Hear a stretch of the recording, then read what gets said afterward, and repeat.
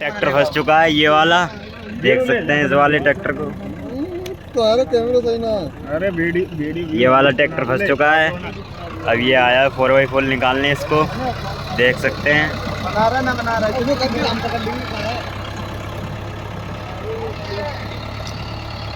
हाय कर दो, हाय हाय। यहाँ पर गाइस वो हाय कर रहे हैं।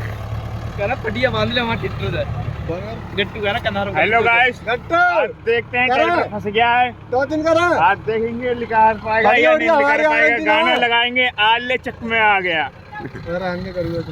अरे गाइस बाद में कर लेंगे जी।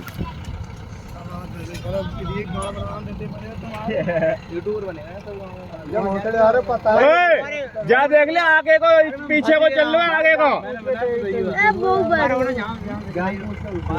निकाल मेरे भाई है। क्या बताओ तुम गए, तुम क्या बताओ। तो खाली छुपे हुए ऐसे था। अरे चालू हो रहा है। हाँ ले चालू है नहीं रहा है है ना। चल लगा रहा हूँ पीछे बोल रहा हूँ। बम्पर टेढ़ नहीं है सारे। टोचन के